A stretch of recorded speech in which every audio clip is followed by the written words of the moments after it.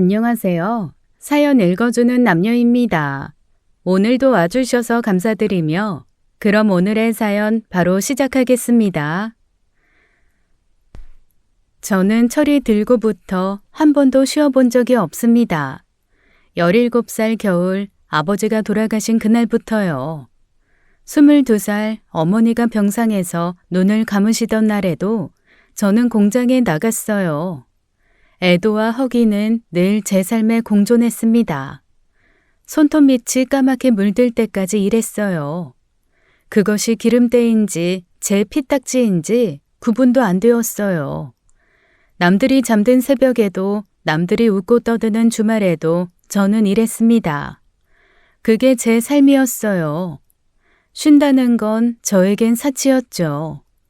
아버지는 인테리어 사업을 하셨습니다.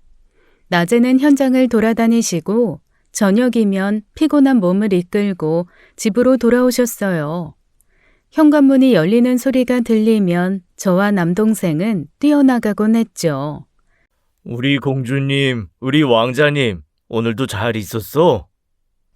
아빠, 오늘 학교에서 받아쓰기 100점 맞았어요.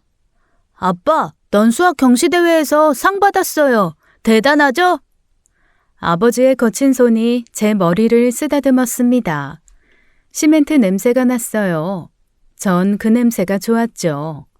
어머니는 부엌에서 된장찌개를 끓이고 계셨습니다.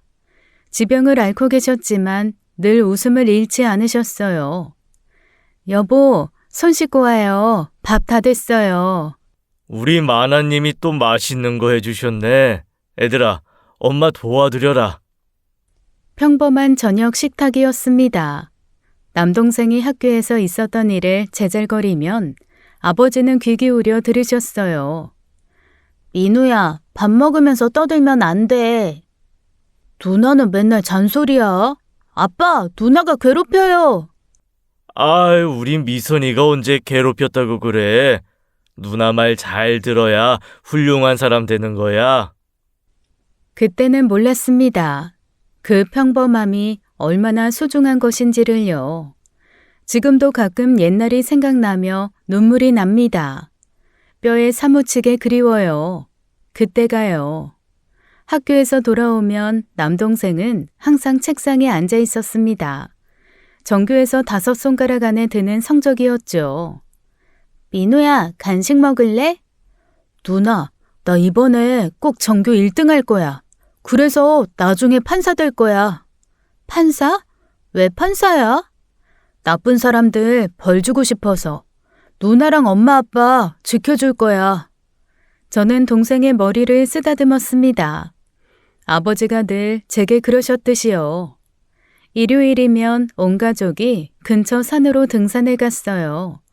어머니는 숨이 차서 자주 쉬어야 했지만 그래도 함께였습니다. 여보, 천천히 가. 우리 시간 많아. 미안해요. 자꾸 쉬어서. 미안하긴. 덕분에 경치도 더 많이 보고 좋지 뭐. 정상에 오르면 아버지가 김밥을 꺼내셨어요. 어머니가 새벽부터 싸주신 김밥은 식었어도 맛있었죠. 내 식구가 돗자리에 둘러앉아 먹던 그 김밥 맛을 저는 아직도 잊을 수가 없습니다. 하늘이 참 맑았죠. 그날 아침 현관문에서 소란스러운 소리가 들렸습니다. 낯선 남자들이 서 있었어요. 압류 딱지 붙이러 왔습니다. 비켜주세요. 잠깐만요. 애들이 보는데. 어쩔 수 없습니다. 법원 명령이에요. 어머니가 그 광경을 보시더니 그대로 쓰러지셨어요. 아버지가 어머니를 안고 소리쳤습니다. 여보, 여보, 정신 차려. 구급차 사이렌 소리가 온 동네에 울렸어요. 저는 남동생의 손을 꼭 잡고 있었습니다. 동생의 손이 떨리는 게 느껴졌죠. 병원비조차 없던 아버지는 친척들에게 손을 벌렸습니다. 어머니는 일주일 만에 겨우 퇴원하셨어요. 하지만 우리가 돌아갈 집은 이미 없었죠. 도심 외곽, 논밭 사이에 덩그러니 놓인 곧 무너질 것 같이 낡은 농가주택. 주인 할아버지가 용돈벌이로 새를 놓은 별채, 방 한 칸짜리 월세집이었습니다. 곰팡이 냄새가 코를 찔렀어요. 벽지는 누렇게 뗀 채 곳곳이 찢어져 있었죠. 천장에는 빗물이 샌 자국이 지도처럼 번져 있었습니다. 바람이 불 때마다 창틀이 덜컹거렸어요. 괜찮아. 다 괜찮을 거야. 어머니는 그렇게 말씀하시면서도 눈물을 닦으셨습니다. 퇴원한 어머니는 일어나지 못하셨어요. 낡은 이불 속에서 하루 종일 신음하셨죠. 나중에야 알게 된 진실이었습니다. 아버지가 40세대 빌라 인테리어를 통째로 맡았었어요. 인부들 임금, 자재비까지 아버지가 먼저 댔죠. 미안해, 정 사장.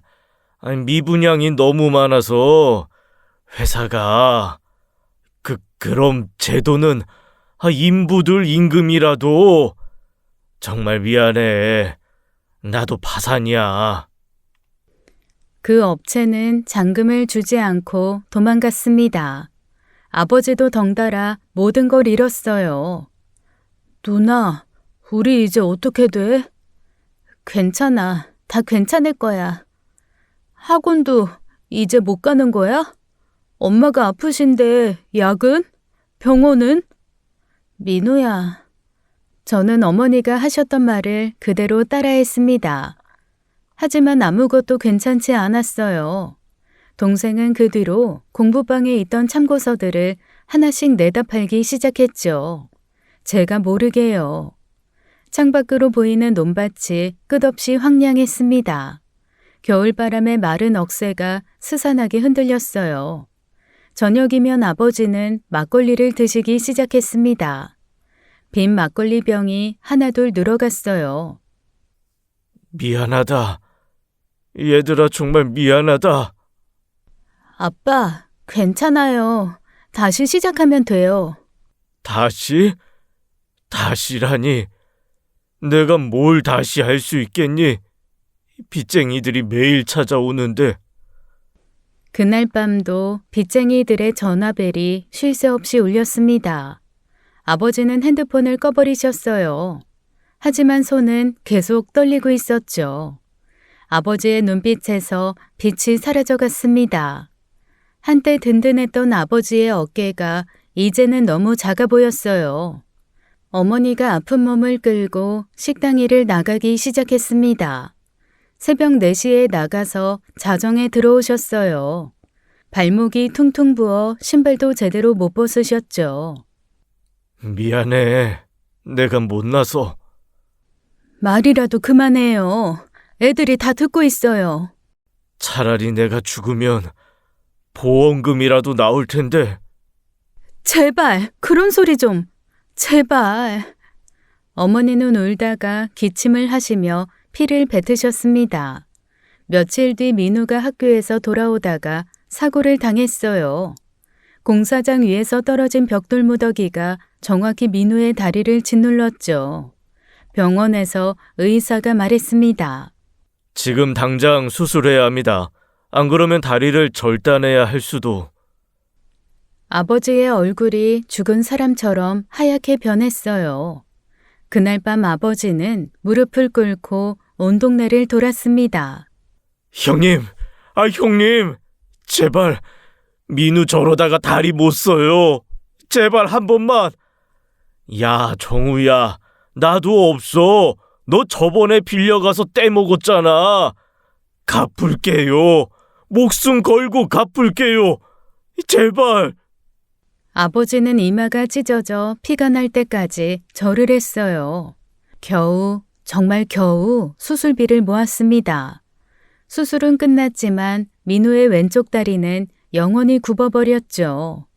아빠, 저 불구자가 된 거예요? 아니야. 아니야, 민우야. 그날부터 아버지는 완전히 무너지셨어요. 방구석에서 소주만 마셨습니다.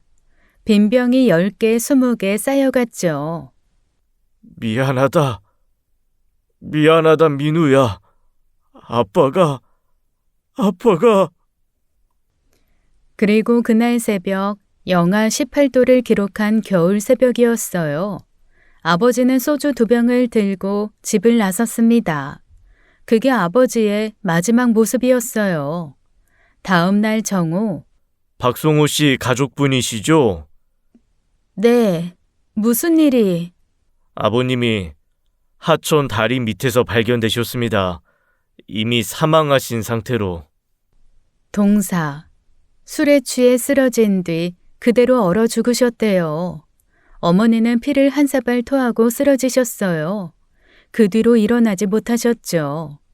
장례식장, 민우는 목발을 짚고 서서 아버지 영정을 바라봤어요.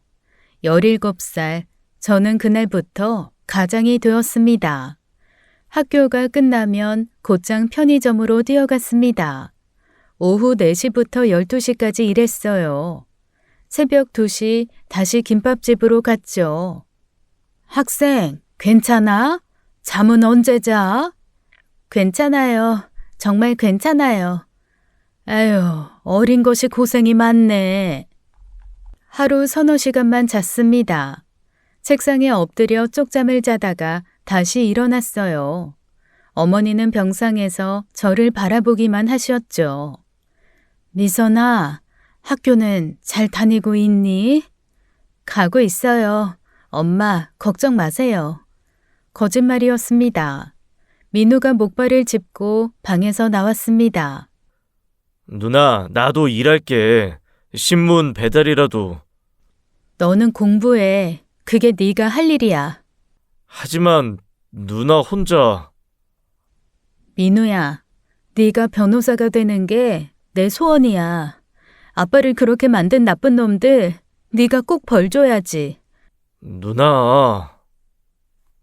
알았어. 죽어라 공부할게. 전교 1등 할게.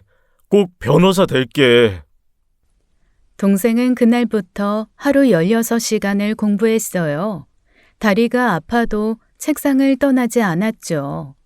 고등학교 졸업식 날 담임 선생님이 저를 불러 세우셨습니다. 미선아, 너 성적이면 대학 충분히 가는데 정말 안 갈 거니? 네, 선생님.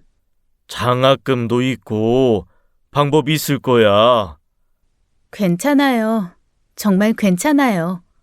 담임 선생님은 한참을 말없이 계시다가 봉투를 하나 주셨어요. 선생님 보너스야. 나중에 갚아. 선생님, 이건 어서 가. 동생 학원비에 보태. 봉투 안에는 200만 원이 들어 있었습니다. 화장실에서 한참을 울었어요. 그날 밤 공장 정규직 채용 공고를 받습니다. 새벽까지 자기소개서를 썼어요. 떨어뜨린 눈물로 종이가 젖었죠. 아플 만큼 아프다 생각했는데 아직 한참 남은 것 같았어요. 22살이 되던 해 봄이었습니다. 어머니의 숨소리가 점점 약해지셨죠. 새벽 3시 어머니가 저를 부르셨어요. 미선아, 이리 와봐. 엄마, 왜 그래요? 아프신 데 있어요? 민우 잘 부탁해. 네가 고생이 많았어. 엄마가 너무 미안하다. 무슨 소리예요, 엄마? 엄마는 그냥 저희 곁에만 있어주세요. 미안해. 엄마가 미안해. 아무것도 해준 게 없어서. 엄마, 그러지 마. 엄마, 제발. 어머니의 차가운 손이 제 얼굴을 쓸어내렸습니다. 그리고 그게 마지막이었어요. 장례식장에서 민우와 저는 무너졌습니다. 누나, 이제 진짜 우리 둘뿐이야. 울지 마. 엄마 보고 계셔. 누나는 안 슬퍼? 슬퍼. 너무 슬퍼. 근데 왜 안 울어? 누나, 울어. 빈소리를 지키는 사흘 내내 민우는 법학책을 놓지 않았어요. 눈물을 흘리면서도 책을 봤죠. 공장 일은 곧했지만 월급은 안정적이었습니다. 새벽 5시에 출근해서 저녁 8시에 퇴근했어요. 집에 오면 민우가 밥을 차려놓고 기다렸죠. 누나, 이번 모의고사 전교 1등이야. 정말? 우리 민우 최고네. 누나가 고생하는데 이 정도는 해야지. 서울대 법대 꼭 갈 거야. 성적표를 볼 때마다 가슴이 뭉클했습니다. 전 과목 만점에 가까운 점수였어요. 어느 날 민우가 조심스럽게 말했습니다. 누나, 나 과외 알바 구했어. 중학생 수학 가르치는 거야. 고등학생이 무슨, 다리 아픈데 무리하지 마. 누나만 고생시킬 순 없어. 시간 관리 잘할게. 동생은 하루 2시간씩 과외를 했어요. 그 돈을 고스란히 생활비에 보탰죠. 하지만 생활은 녹록치 않았습니다. 발버둥 칠수록 어둠이 저를 끌어안는 기분이었어요. 언제쯤 제 작은 세상이 웃어줄까요? 그해 겨울 대학 합격 발표가 있었습니다. 민우가 떨리는 손으로 컴퓨터를 켰어요. 번호를 입력하고 엔터를 누르는 순간 화면에 합격이라는 글자가 떴죠. 누나 됐어. 서울대 법대 합격이야. 정말? 정말이야? 누나 됐어. 우리 해냈어. 저는 동생을 끌어안고 울었습니다. 둘이서 엉엉 소리내어 울었어요. 그날 밤 작은 치킨집에서 축하 자리를 마련했습니다. 누나, 미안해. 더 좋은 데서 먹어야 하는데. 무슨 소리야? 이게 얼마나 좋은데. 아빠 엄마가 계셨으면 얼마나 좋아하셨을까? 그러게, 아빠가 제일 기뻐하셨을 거야. 민우의 눈에서 눈물이 뚝뚝 떨어졌어요. 이듬해 봄 민우가 서울로 떠나는 날이었습니다. 반값은 내가 보낼게. 생활비도 걱정하지 마. 누나, 나 과외 알바할 거야. 누나 혼자 부담 안 가져도 돼.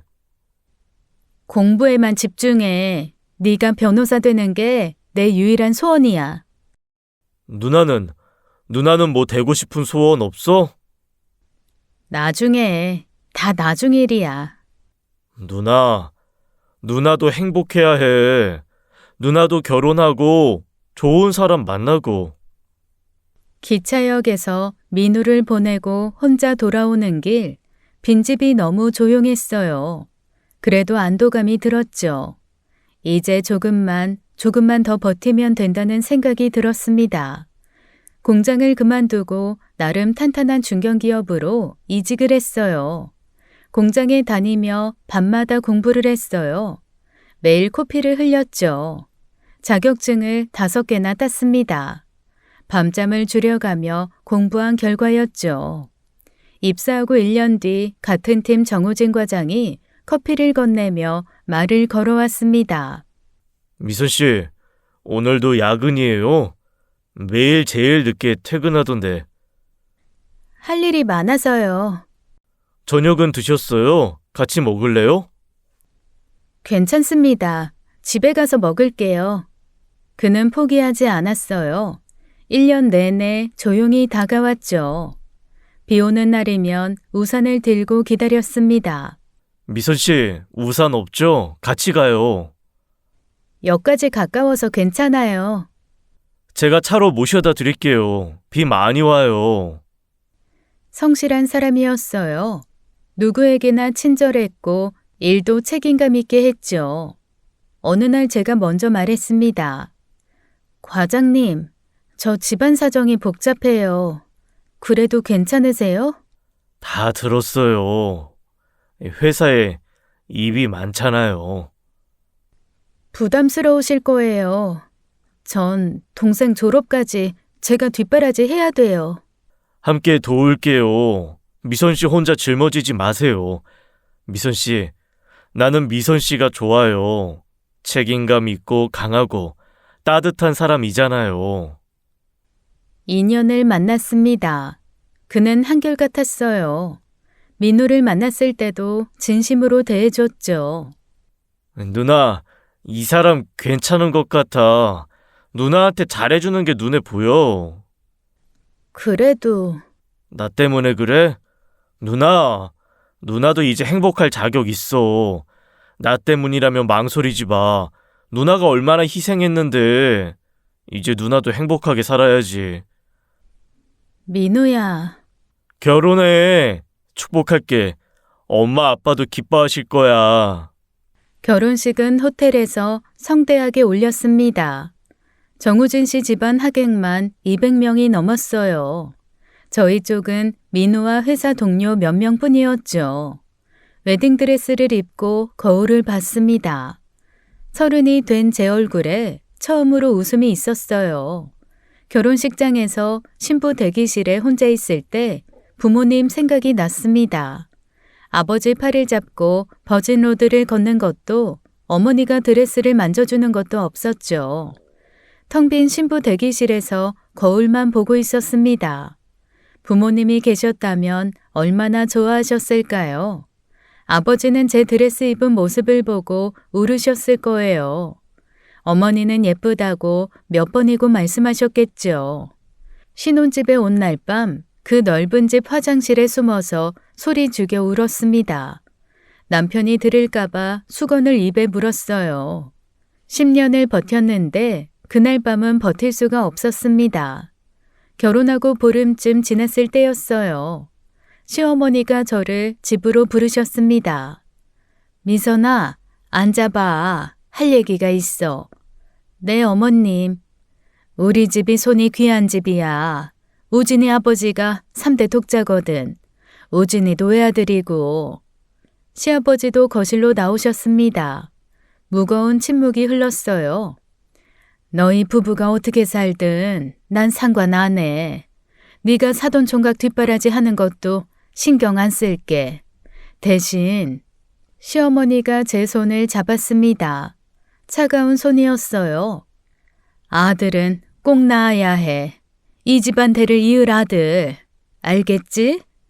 네, 어머님. 미선아, 부담 갖지는 마. 그저 우리 소원이 그거란다. 4대째 이어온 가문이니까. 엄마 아빠 너무 부담 주지 마세요. 아이는 하늘이 주는 거잖아요. 하늘이 주는 것도 노력해야 주지. 미선아, 병원 다니면서 몸 관리 잘해. 내가 좋은 한의원도 소개해 줄게. 그날부터 시어머니는 매일 전화하셨어요. 보약도 지어 보내셨죠. 오늘 병원 갔니? 배란일 확인했어? 네, 어머님, 확인했어요.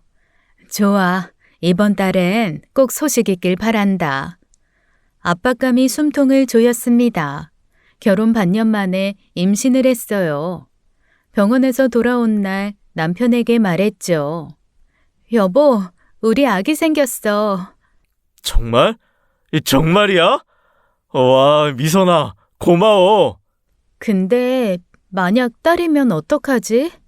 상관없어. 딸이면 딸이지. 건강하기만 하면 돼. 하지만 시어머니는 달랐습니다. 당연히 아들이겠지. 그래야 할 텐데. 5개월째 성별을 확인하러 갔어요. 의사가 화면을 보며 웃었습니다. 축하드려요. 아이 신발은 파란색으로 준비하세요. 네? 파란... 아들이에요? 네, 건강하네요. 병원을 나오면서 다리에 힘이 풀렸어요. 안도감이었습니다. 시어머니에게 전화를 걸었습니다. 어머님, 병원 다녀왔어요. 아들이래요. 정말? 정말이야? 아이고, 내 복덩이 며느리. 우진이가 4대 독자인데 5대까지 이어지는구나. 감사합니다, 어머님. 이제부터 절대 무리하면 안 돼. 내가 산후도우미도 최고로 구해놓을게. 우리 5대 종손 귀하게 낳아야지. 그날 밤 남편이 제 배를 쓰다듬었어요. 미선아, 부담스러웠지? 우리 엄마가 너무 그러셔서. 괜찮아. 이제 됐잖아. 4대 독자 집안의 5대 정손. 그게 뱃속 아이의 운명이었습니다. 아들 지훈이를 낳고 시어머니는 매일 찾아오셨습니다. 금반지며 금팔찌며 선물이 끊이지 않았어요. 5대 종손이라며 지훈이만 보면 얼굴에 웃음꽃이 피었죠. 우리 지훈이 할머니 닮아서 이렇게 잘생겼네. 아이고 내 강아지. 자네를 왜 닮아? 나를 닮았지. 첫돌이 다가오자 시어머니가 수첩을 꺼내셨습니다. 명단이 빼곡했어요. 호텔 대연회장 예약했어. 400명은 와야 해. 네? 어머님, 너무 크게 하시는 거 아니에요? 그냥 돌인데 가족끼리 조촐하게. 너 지금 뭐라고 했니? 뭐? 조촐하게? 시어머니의 얼굴이 순간 돌변했습니다. 목소리가 날카로워졌어요. 5대 종손 돌잔치를 조촐하게 하자고? 네가 감히? 너 친정 없다고 우리 집안 우습게 보는 거니? 아니에요, 어머님. 그게 아니라. 그럼 뭐야? 체면이 있지. 우리가 거지야? 남편이 끼어들었습니다. 엄마, 미선이 말도 일리가 있잖아요. 요즘 간소하게 하는 게 추세라서 무슨 애 생일에 400명을 초대해. 손님들이 욕해요. 추세? 그래서 네 아들 돌잔치도 제대로 못 해주겠다고? 어머님, 저희가 부담스러워서 그래요. 부담? 하! 그거 얼마나 한다고? 시아버지가 손을 들었어요. 됐다. 내가 돈 다 대주마. 우진아, 미선아, 너희는 돈 신경 쓰지 마. 거절할 수 없었습니다. 돌잔치 당일 호텔 대연회장에 400명이 넘는 사람들이 왔어요. 거대한 병풍, 황금 돌잡이 세트, 한복 입은 국악인들. 이 정도는 해야지. 하객들이 인사를 했습니다. 아이고, 정말 대단하네. 5대 종손이라며? 종갓집 체면이 살았구만. 며느리가 아들 낳아서 다행이야. 감사합니다. 웃어야 했어요. 몇 시간 동안 억지로 웃었습니다. 미선아, 괜찮아? 응, 괜찮아. 하지만 마음은 무거웠어요. 친정 식구 하나 없는 성대한 잔치. 그 허전함이 가슴을 눌렀죠.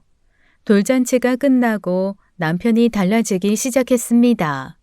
퇴근이 늦어졌어요. 술 냄새를 풍기며 들어오는 날이 많아졌죠. 당신 요즘 왜 이렇게 늦어? 회사 일이 많아서 그래. 일? 내가 모르는 일이 많다고? 그래. 그래도 야근하면 연락은 해줘. 걱정되잖아.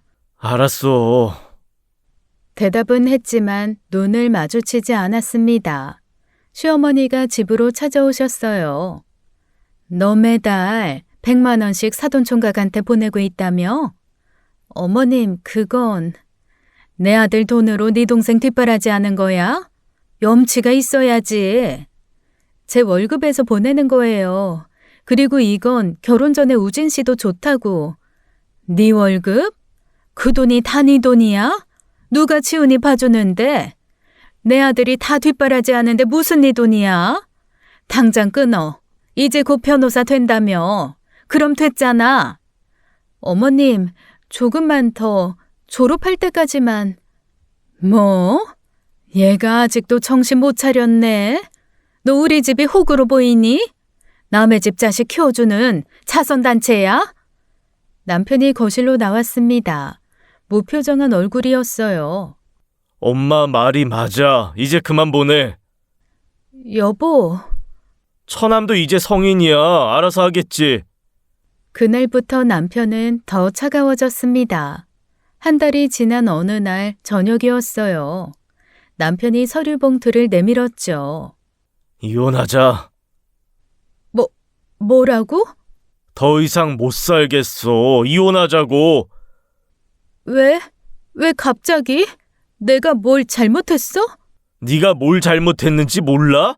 맨날 지 동생만 챙기고 우리 엄마 무시하고. 무시한 적 없어. 지금 무슨 소리를 하는 거야? 겉으로만 듣는 척하면서 속으로는 우리 집안 무시했잖아. 아니야? 넌 처음부터 우리 집에 맞지 않는 사람이었어. 이제야 깨달았지만 지훈이 내가 키울 거야. 내 아들이고 5대 종손이니까 당연하지. 안 돼. 내 아들이야. 네 아들? 우리 집 종손이야. 넌 자격이 없어. 남편의 눈빛이 낯설었어요. 제가 알던 그 따뜻한 사람이 아니었습니다. 이미 마음이 떠난 사람의 차가운 눈이었어요. 여보, 난 이해가 안 가. 갑자기 왜 이러는지. 이미 결정했어. 변호사 선임했고 곧 서류 나올 거야. 그렇게 말하고 남편은 집을 나갔습니다. 겨울밤 11시였습니다. 전화벨이 울렸어요. 모르는 번호였죠. 박미선 씨 맞으십니까? 박민우 씨 보호자시죠? 네, 맞는데요. 무슨 일이? 동생분이 교통사고를 당하셨습니다. 지금 응급실에 계세요. 어디 병원이에요? 땡땡 병원입니다. 수화기가 떨어졌습니다. 맨발로 뛰어나갔어요. 민우는 중환자실에 있었죠. 뇌출혈이 심합니다. 의식이 없어요. 지금 상태로는 살릴 수 있죠? 제발 살려주세요. 최선은 다하겠습니다. 하지만 장담은 민우의 얼굴은 피투성이었습니다. 온몸에 기계가 연결되어 있었어요. 숨소리조차 들리지 않았죠. 민우야, 눈 떠. 누나야. 대답이 없었습니다. 그날부터 저는 병원에서 살았어요. 회사에 휴가를 냈죠. 미쳤어? 무급 휴가를 한 달이나? 민우 죽을 수도 있대. 내 동생이 죽어가는데. 그래서 네가 붙어있으면 깨어나? 그건 의사가 하는 일이지. 당신이 어떻게 그런 말을. 현실을 봐. 그리고 지훈이는 애는 누가 키워? 일주일이 지나도 민우는 깨어나지 않았습니다. 의사가 조용히 말했어요. 뇌사 판정을 고려하셔야. 안 돼. 절대 안 돼. 조금만 더 기다려주세요. 병원비도 만만치 않으실 텐데. 하루 70만 원. 건강보험과 실비 적용 후 남은 본인 부담금이었어요. 한 달이면 2천만 원이 넘었습니다. 간병비까지 하면 더 늘어났죠. 적금을 깨고 예비 자금을 모두 썼습니다. 그래도 계속 모자랐어요. 병원 업무과에서 매일 전화가 왔습니다. 보호자님, 미납금이 1,500만 원 넘었습니다. 언제 입금 가능하신지. 조금만 기다려주세요. 정신 나갔니? 식물인간한테 돈을 퍼붓고 있어? 어머님, 제발 한 번만 도와주세요. 돈 빌려주시면. 어이가 없네. 내가 왜? 네 동생 살리라고? 이미 죽은 애를? 죽지 않았어요. 민우는 살아있어요. 깨어날 가능성도 없는데? 의사가 포기하래잖아. 현실을 받아들여. 남편이 서류를 들고 왔습니다. 이혼 서류였어요. 서명해. 더 이상은 못 참겠어. 지금 이 상황에서? 네가 정신이 나갔잖아. 애 아빠로서 못 보겠어. 뭐 정신병원에 가야 할 사람이 애를 키운다고? 정신병원? 내가 미쳤다고? 그래, 미쳤어. 동생에 미쳐서 제정신이 아니야. 그날 밤 저는 울면서 민우 손을 잡았습니다. 민우야, 제발 깨어나. 누나도 이제 혼자 못 버텨. 네가 없으면. 심장박동 소리만 기계적으로 울렸죠. 3달이 지났습니다. 통장은 텅 비었어요. 남편은 지훈이를 데리고 시댁으로 떠났습니다. 지훈아, 엄마야, 지훈아! 가까이 오지 마. 경찰 부를 거야. 정신 차려. 네가 엄마 자격이나 있냐? 이 미친 여자가? 혼자 남았습니다. 민우도 지훈이도 없는 빈 병실. 창밖엔 눈이 내리고 있었어요. 민우가 사고 난 그날도 이렇게 눈이 내렸죠. 우리 집 근처에서 사고를 당했다는데 왜 거기 있었는지 모릅니다. 그곳에서 저는 무너져 내렸어요. 이제 더는 버틸 힘이 없었죠. 결국 이혼 소송이 시작되었습니다. 남편 측 변호사가 서류를 들고 왔어요. 두꺼운 서류 뭉치였어요. 정우진 씨 측에서 양육권을 주장하고 있습니다. 경제력, 양육 환경, 모든 면에서 유리하죠. 내 아들이에요. 내가 낳았어요. 그런데 박미선 씨, 정신과 진료 기록이 있으시네요.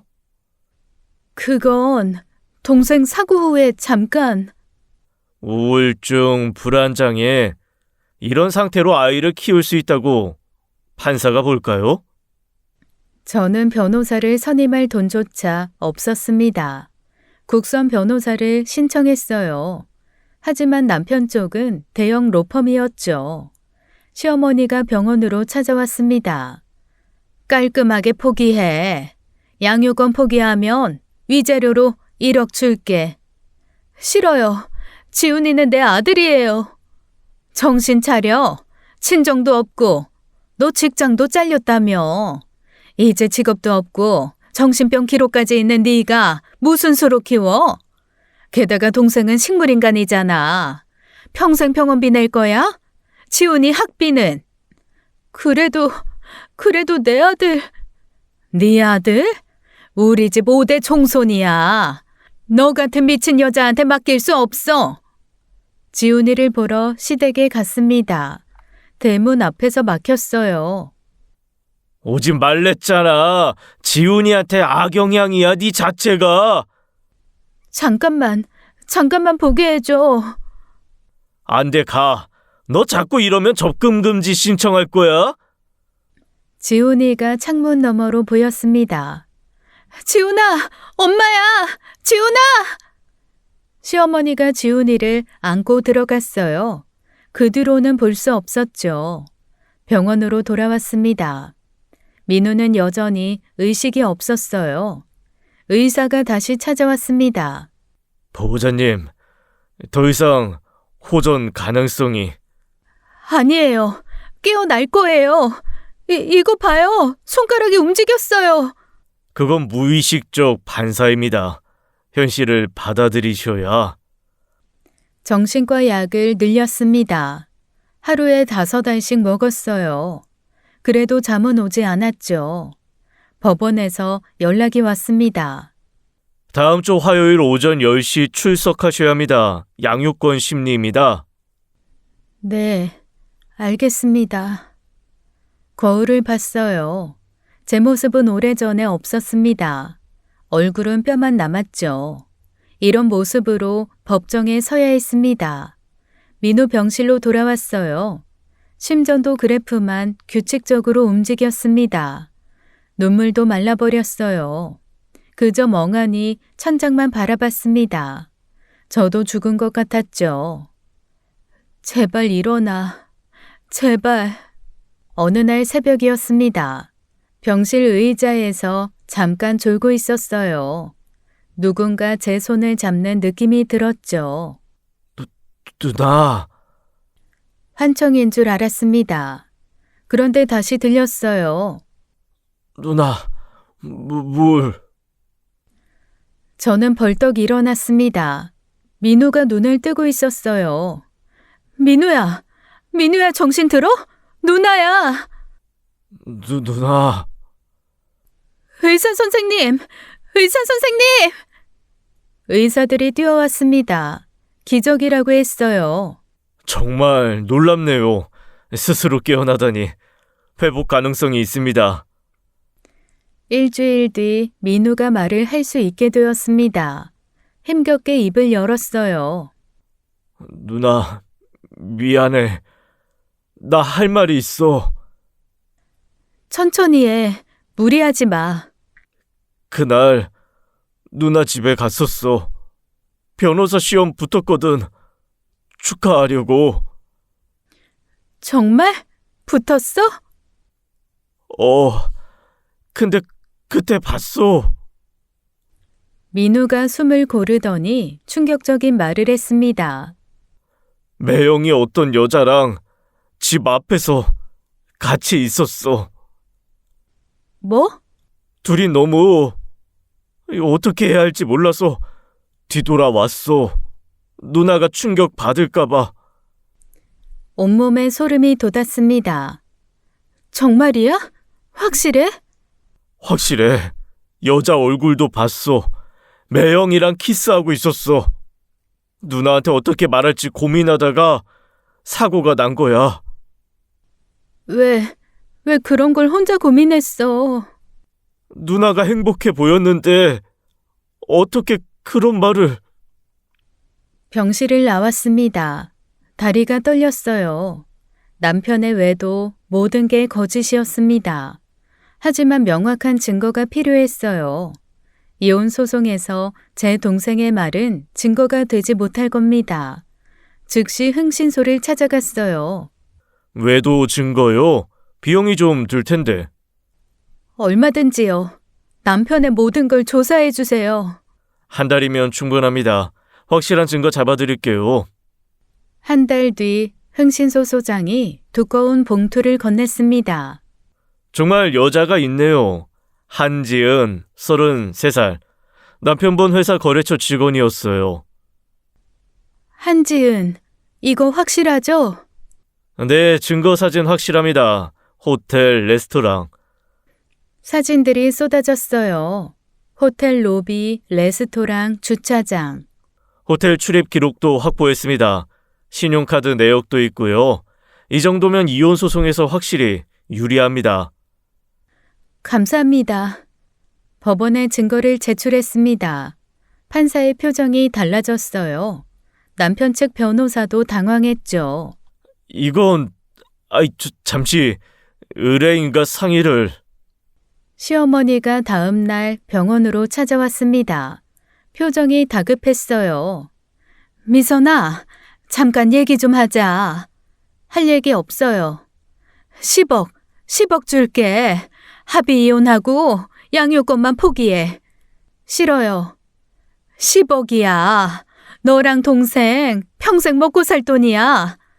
돈이 문제가 아니에요. 지훈이는 내 아들이에요. 인연이 진짜? 좋아. 그럼 법정에서 보자. 우리도 가만 안 있을 거야. 하지만 이미 판세는 기울었습니다. 남편의 외도가 입증되었으니까요. 이혼 소송이 한창이던 어느 날이었습니다. 경찰서에서 전화가 왔어요. 박미선 씨 맞으십니까? 박민우 씨 뺑소니 사건 담당 형사입니다. 네, 맞습니다. 무슨 일이신가요? 목격자가 나타났습니다. 사고 현장을 목격한 배달원이 연락을 해왔어요. 정말요? 지금 바로 가겠습니다. 내일 오전 10시에 오시면 됩니다. 영상 자료 확인하셔야 해서요. 밤새 잠을 이룰 수가 없었어요. 드디어 범인을 찾을 수 있다는 생각이 들었죠. 다음 날 경찰서에 도착했습니다. 형사가 저를 조사실로 안내했어요. 배달원 바디캠의 사고 장면이 찍혔습니다. 한번 보시죠. 모니터 화면이 켜졌습니다. 어두운 골목길이 나타났어요. 배달원이 오토바이를 타고 가는 장면이었죠. 여기 보세요. 10초 후부터입니다. 화면 속에서 민우가 걸어가고 있었습니다. 절뚝거리는 다리 제 동생이었어요. 그때였습니다. 뒤에서 차 한 대가 빠르게 다가왔어요. 속도를 줄이지 않고 그대로 민우를 들이받았죠. 민우의 몸이 공중에서 튕겨 올랐습니다. 차는 멈추지 않고 그대로 도주했어요. 손이 떨렸습니다. 민우가 쓰러지는 장면을 다시 봐야 했어요. 번호판이 희미하게 보입니다. 영상 분석팀에서 정밀 분석 중이고요. 얼마나 걸려요? 이틀 정도면 결과 나올 겁니다. 이틀은 길었습니다. 법원 출석 날짜도 다가오고 있었어요. 민우 병실과 법원, 경찰서를 오가는 날들이었죠. 형사가 다시 전화했습니다. 박미선 씨, 번호판 확인됐습니다. 차량 소유주 신원도 파악됐고요. 누구예요? 한지은, 33살 여성입니다. 순간 숨이 멎었습니다. 한지은이요? 네, 혹시 아시는 분입니까? 제 남편의 외도 상대자예요. 이혼 소송 증거로 제출한 사람이에요. 전화기 너머로 형사의 놀란 숨소리가 들렸어요.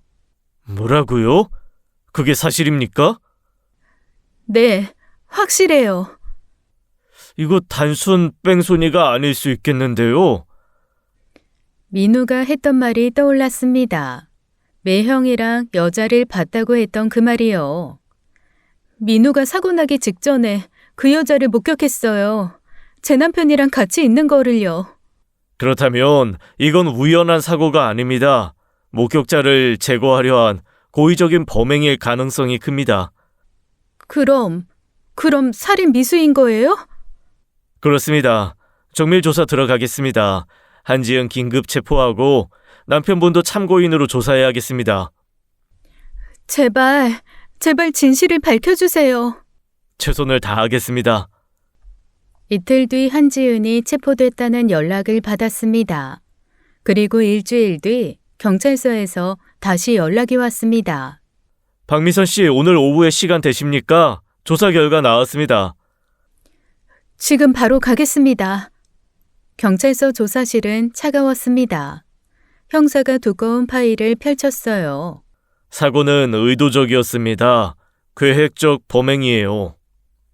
사고는 우연이 아니었습니다. 그날 밤 남편이 한지은과 함께 우리 집 근처에 있었대요. 민우가 두 사람을 목격했고 황급히 자리를 떠났죠. 남편이 그걸 눈치챘답니다. 형사는 차분히 설명했습니다. 남편이 즉시 한지은의 차를 몰고 민우를 뒤쫓았다고요. 블랙박스를 복원한 결과 남편이 직접 운전대를 잡았대요. 브레이크 흔적도 없었답니다. 오히려 가속 페달을 밟은 흔적이 있었죠. 그럼 제 남편이 직접... 네, 정우진 씨가 직접 운전하고 충격을 가했습니다. 숨이 막혔습니다. 남편이 직접 민우를 쳤다니요. 초기 조사에서 한지은이 모든 혐의를 뒤집어 썼다고 했습니다. 자기가 운전했다고 거짓 진술을 했대요. 남편이 그렇게 하라고 시켰답니다. 자기가 다 책임지겠다고 나중에 결혼해주겠다고 약속하면서요. 그런데 며칠 전 남편의 구속영장이 청구되자 상황이 뒤바뀌었습니다. 남편이 한지은에게 연락해서 말했대요. 자기 대신 희생하라고요. 한지은은 그제야 정신을 차렸답니다. 자기만 버려지는 거니까요. 그래서 경찰에 모든 걸 자백했대요. 형사가 한숨을 쉬었습니다. 그런데 이게 끝이 아닙니다. 한지은 진술에 의하면 두 사람의 관계는 박미선 씨 결혼 전부터 시작됐답니다. 네? 결혼 전부터요? 남편과 한지은은 이미 결혼 전부터 연인 관계였답니다. 제가 남편을 만나기 전부터요. 한지은은 선천적으로 임신이 불가능한 몸이라고 했습니다. 자궁 기형으로 아이를 가질 수 없대요. 남편 집안은 4대 독자 집안이었습니다. 아들을 낳아야 하는 집안이었죠. 그래서 남편이 한지은에게 제안했답니다. 먼저 다른 여자와 결혼해서 아들을 낳은 뒤 이혼하고 한지은과 재결합하자고요. 그럼 처음부터 저를... 네, 처음부터 계획된 거였습니다. 결혼도 임신도 전부요. 저는 그저 아이를 낳아주는 도구였던 겁니다. 분노도 슬픔도 느껴지지 않았습니다. 그저 텅 빈 허무함이었죠.